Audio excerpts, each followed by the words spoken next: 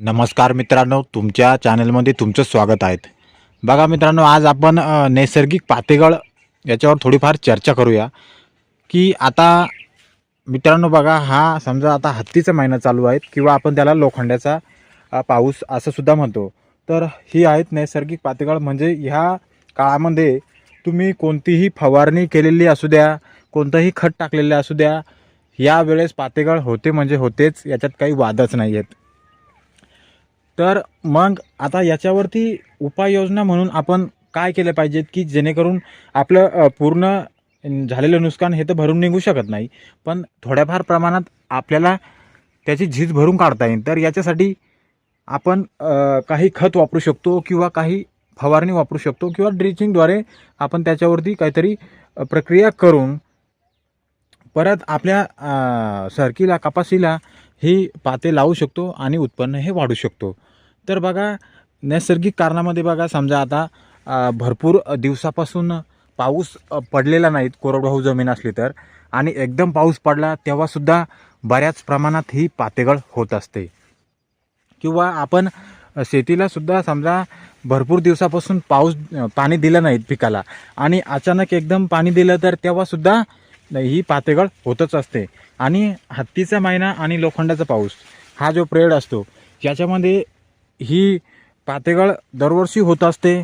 दरवर्षी तुम्ही अनुभवत असतात की पातेगळ होतेच. तुम्ही कोणतीही फवारणी करा, तुम्ही कोणतेही खत टाका, या कालावधीमध्ये पातेगळ हे होणारच.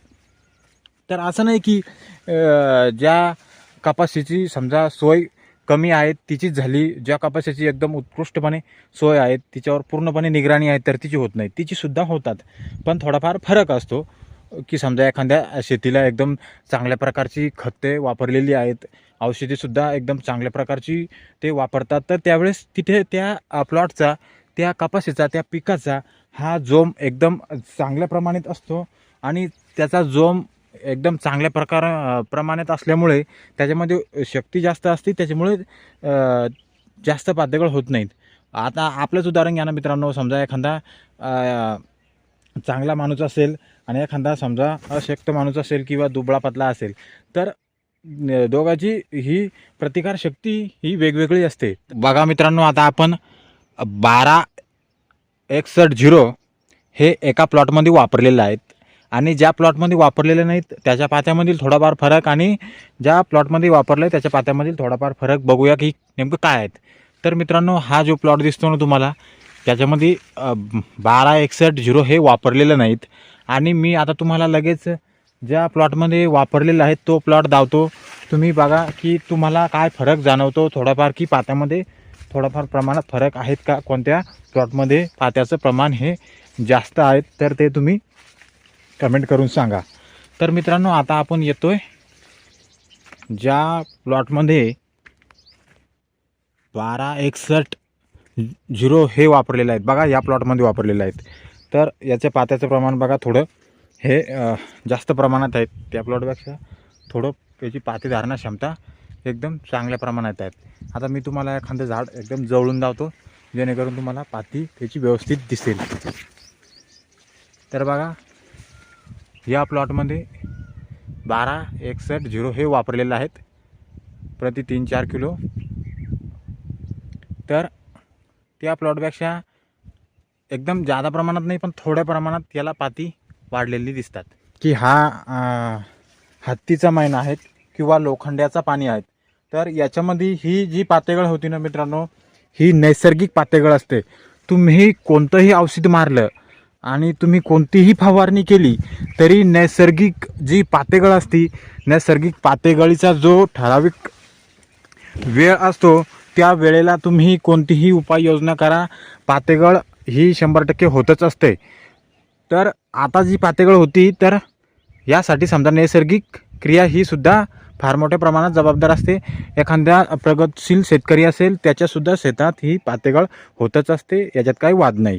तर या लोखंडाच्या पाण्यामध्ये किंवा आपण हत्तीचा महिना म्हणतो, तर यामध्ये पातेगळ ही सहजच होत असते. तर आपण मग त्याला असं काय करू शकतो की जेणेकरून आपलं जे नुकसान झालेलं असतं आपण त्याला थोडंफार कव्हर करू शकतो. तर बघा, मग आता पातेगळसाठी म्हणजे परत पातं लागण्यासाठी आता काही फांद्याला काही असे बरेच पाते ढासाळलेले असतात, तर त्या ढासाळलेल्या पात्याला आपण त्या फांदीला जे पातं ढासाळलेलं असतं तर तिथे परत पातं लागण्यासाठी कोणतं खत वापरायला पाहिजे किंवा कोणतं आपण ड्रीपद्वारे आपण ड्रिचिंग करू शकतो.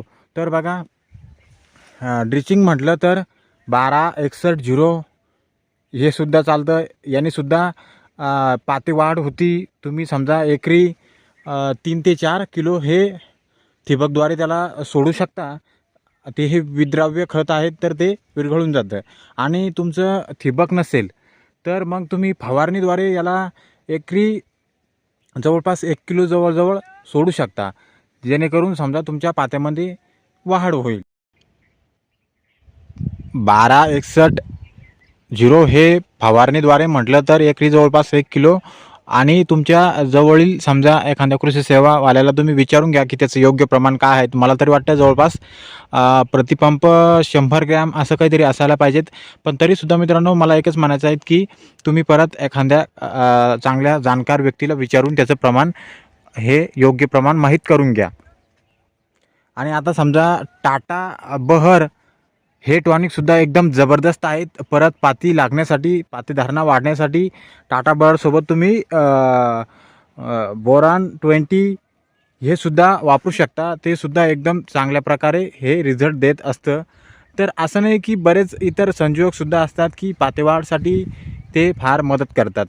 तर तुमच्या कपाशीला हे समजा केव्हा केव्हा काय होतं, एखाद्या प्लॉटला एखाद्या शेतातील कपाशीला एकदम पातं एकदम पूर्णपणे जवळपास भरपूर ढासाळून जातं. तर मग त्यावेळेस तिला उपाययोजना करणे हे अत्यंत गरजेचं असतं. खत म्हणा किंवा औषध म्हणा हे तिला समजा मारणंच पडतं. नाही मारलं तर उत्पन्नामध्ये एकदम तूट पडलेली असते. तर ती झीज भरून काढण्यासाठी तुम्ही आता समजा ड्रिचिंगद्वारे 12-61-0 वापरू शकता किंवा खत म्हणलं तर 10-10-26 आणि युरिया हे सुद्धा वापरू शकता.